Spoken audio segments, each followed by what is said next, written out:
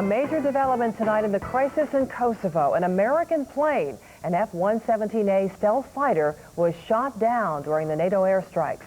And Serb TV is showing footage of the downed plane. Now there is word, too, that the pilot of that plane has been rescued. Correspondent Kate Snow joins us live in Washington with the very latest developments. Kate? Denise, indeed, the pilot of that plane has been found and is safe. We're told by the Pentagon that a team went in, a search and rescue team, found the pilot, brought him out, and they are all now safely outside of Yugoslavia. No details yet on the pilot's exact condition, and no word yet on why his plane went down. Serbian television was the first to show video of the tangled wreckage, parts of it on fire. The F-117A Nighthawk went down about 30 miles west of Belgrade. We will continue this mission. We are undeterred by this. We knew that we were flying into a risky environment, and we will continue to fly in a way that minimizes the risk to our pilots. Earlier Saturday, NATO said it would move into phase 2 of the bombing campaign in Yugoslavia. NATO would begin targeting Serb army tank columns, artillery, and troop formations. NATO allies said their objective was to halt a humanitarian crisis, citing increasing reports of atrocities by Serb forces within Kosovo. Slobodan Milosevic and the Yugoslav National Army and its police and its paramilitaries are going to pay a heavy, heavy price if these atrocities in their offensive operations don't stop. That's what this new phase of the campaign means. We're talking about direct attacks, which will mean that atrocities are going to occur not like they were for the last 14 months with no price, but this time with a heavy, heavy price. The president's national security advisor, Sandy Berger, called the president this afternoon when that F-117 first turned up missing. We're told that he then briefed the president throughout the day, and once the president learned that the pilot had been safely retrieved, he was said to be enormously pleased. Reporting live from Washington, I'm Kate Snow. Back to you, Denise. All right, thank you, Kate. Checking some more stories around Connecticut tonight. An Enfield man fired several shots at police during a standoff that lasted nearly 6 hours early today. The SWAT team was called in after the suspect, identified as 36-year-old Daniel Roy, allegedly fired a shotgun at officers 4 times when they responded to a domestic dispute at his home. That was about 1 o'clock this morning. After Roy barricaded himself in the house, police safely evacuated 3 family members and then cleared out neighboring homes as well until Roy finally surrendered around 7 a.m. Prosecutors now say they have powerful new evidence against a convicted sex offender charged in the murder of an 11-year-old Willimantic girl. DNA tests on a drop of bodily fluid the size of a pinhead linked 26-year-old Jose Antonio Torres to the murder of Angelica Padilla. Padilla was killed in August while delivering papers at the apartment complex where she and Torres lived. A 13-year-old boy has been suspended from school for 10 days after officials say he had compiled a hit list of his enemies. Now, police will not identify him, but they say this list included the names of a teacher and several students at the Tomlinson Middle School in Fairfield. They also say the boy brought in printed material on making a bomb. The priests at St. Bernard's Church in Vernon say they are overwhelmed. 2 parishioners, Sisters Frances Tobin Tierney and May Tobin, have left the church more than $1 million. The sisters, who had been longtime members of the church, also gave money to St. Bernard's back in 1985 to build a main altar. It wasn't politics as usual at the state capitol in Hartford today. That's because Connecticut high school students were at the helm, learning about government, holding a mock legislative session complete with hearings and debate and even the passage of bills. And it just makes you feel like you're totally in the whole procedure, and it makes you feel like somebody that, it makes you, it's like you're making a difference, and it's really great because you can actually go up there and, write your own bills and debate them the same way that the representatives and senators would. This mock session was part of the YMCA's Youth and Government program. Now time for the forecast, and Bruce DePrest is standing by with the outlook for the rest of the weekend. Bruce, how does Sunday look? Not as good as Saturday, Denise. Today was a beautiful day. We saw high temperatures in the mid and upper 50s, and the rain and sleet moved in this evening, and now we're seeing some chilly temperatures. But don't worry, because we're going to stay above freezing tonight. Here's your forecast first. We're going to have periods of rain right through tomorrow morning. Not raining all the time, but it will be occasional heavy rain, light to heavy rain. We're going to see temperatures dip to about 37 during wake-up time and only in the low 40s during the morning. And along the shoreline, we're going to see lows around 39 degrees about wake-up time, rising slowly through the 40s tomorrow morning, again with some occasional rain. 3 Live Weather Net shows that the rain and sleet has really knocked temperatures down quite a bit. 39 stores. It's now 38 degrees in Torrington, 40 in Waterbury. Even along the shoreline, it's 43 degrees in Groton. and 41 degrees in New Haven. Now, we do have some coastal concerns.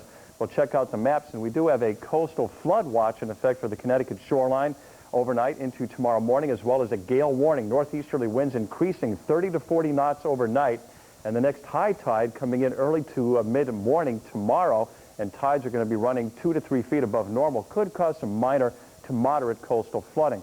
Off the Delmarva Peninsula, a well-defined storm with an eye. It's not a very powerful storm, but it is well-defined, and it is causing bands of rain wrapping right in from off the ocean right into New England. It's not going to be raining all the time tonight and tomorrow, but we'll call it occasional rain. And we take a look at the local radar. You can see that we have some, well, yellow echoes in the northwestern hills, and that's probably some sleet. Here's your forecast details for tonight. We're looking for rain and sleet. High, lows 35 to 40, and then for tomorrow, look for occasional rain. It's going to be windy, especially along the shoreline, 42 to 47. And then on the 5-day planner, things improve Monday. We get the sun back out up in the 50s. It turns cool and windy on Tuesday, but then Wednesday and Thursday, a nice warm-up. We could hit 68 by Thursday. How about that? Wow. And that's not an April Fool's joke. That's not an April Fool's joke. No, no. Good to hear. A nice warm-up coming up this week. Good. All right, thanks, Bruce. Still to come here on the Night Beat, we'll have all the sports for you, including that fantastic win tonight by the UConn men. Joe Tessitore is joining us live in St. Petersburg, Florida, with the latest on that. Joe. Well, Denise, we can't get enough of it. Much more from the post-game interview straight out of the winning locker room here at the Final Four. Weather is brought to you by Amica Mutual Insurance. March Magic, the road to the championship. So Jim Calhoun's record against Coach Jim O'Brien is still intact. O'Brien hasn't beaten him yet. What a game it was tonight. Let's go back to Channel 3's Joe Tessitore live in St. Petersburg. Joe? Well, Denise, you talk about that 0-19 streak. You know, the law of averages would say that he's bound to win a game, but here he is, 0-19. Let's get right to you and show you the national semifinals, the Final Four inside the Trop. UConn taking on Ohio State, and Ross Jones getting into the action. Call it 16-11 UConn at this point. But Scooney Penn would lead the Buckeyes back into it. The 3-ball, 20-18. Play of the game, though, folks. Khalid El-Amin, watch and enjoy. Behind the back to Kevin Freeman and the foul, 24-20. OSU, though, goes on a 12-4 run in the first half at the end of it. Singleton with the slam. It was 36-35 at the half. Second half, Jake Voskuhl finishes strong. Here comes UConn now. Then El-Amin, little oop to Rosh, 51-41. To seal the deal, Rip Hamilton, baseline move. Oh, this was sweet. UConn takes it 64-58. So, their first Final Four, their first Final Four win. And here's what they had to say after the big win. Oh, no, we didn't play well today. We just know how to win, and that's the most important thing. You know, we played a lot better games than we had, than we did today. And I think that's what's special about this team. We just know how to win. Defensively, I thought Rick was just terrific tonight. I think that, like I've been saying, I think Ricky was the reason we won the game tonight, because I think that he just played so solid and so hard and so intelligent out there. He didn't pick up a foul until, almost the end of the second half. And so, especially with someone like Scooney, it's pretty easy to do because, he's a tricky guy and he's quick with the ball. So, I think Ricky was the reason we won tonight. We approached the game very hungry, defensive-minded. Plus, we're going to score on you, and that's been our game all season long. We're going to shut you down, and we're going to run, and that's how we. That was one of our goals coming into this game, is to not let Scooney Penn and Red get off, and we just got up in them. We knew that they were good off the dribble, plus they can shoot. So we just wanted to deny them the ball and make the other guys step up and make plays. And the one thing I know, if we just worry about ourselves and come to play the way that we're capable of playing, we got to think that way. We got to think that we're the best team out here, because if not, then we shouldn't be out here playing. Everyone has been screaming for it all year long. Let's just get right to it. UConn Duke. Here's how the Dukies advance to the championship game. Take it on Michigan State in the second game. Of course, Elton Brand down low. So tough to stop, folks. They were out to a 15-8 margin. Then Corey Maggette, breakaway. Call it 32-20 at the half. second half action. William Avery, the key, the leader, 36-22. And of course, Elton Brand, 18 points, 15 rebounds. Duke wins it 68-62 in a game that was ugly, a game in which they missed free throws, and a game that has some people saying, hey, maybe Monday night they can be taken out. When we come back, the $1 Million Shot and Tate George.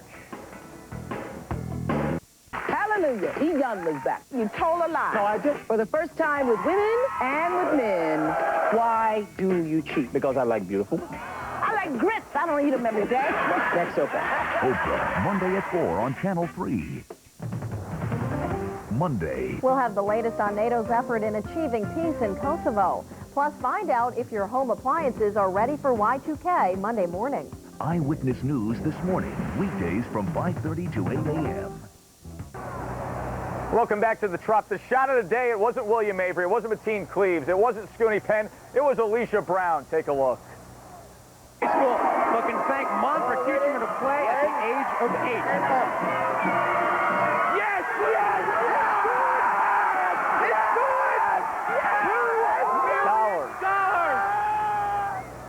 $1 million. But even if somebody handed you a check for $1 million right now, that smile would be the same. Oh, no doubt. And listen, one more, 2 days, same clothes. We will see you on Monday. Are you a little excited, my friend? Don't make me kiss you again. No, no. Alan, Denise, back to you. Back to you now. Once right was now, certainly enough. please. Once was enough. And we like those shirts. We want to see those again. Yeah, they can stand a couple more days in Florida, I think. That's right, absolutely. Well, that'll do it for this special edition of Eyewitness News Night Beat. We thank you for sharing your time with us tonight. And we hope you have a super day tomorrow. Bruce is here. Bruce, you got a final weather word for us? That's occasional rain tonight and tomorrow. Not all the time, but just enough to make things kind of blah tomorrow. Blah. Blah. All right, but then the promise of Thursday, though. That's right. So we'll be warming up pretty nicely during the upcoming week. All right, we'll keep that in mind. Okay. Thanks for being with us on Connecticut's Husky Station. We'll see you Monday night with a special before the game.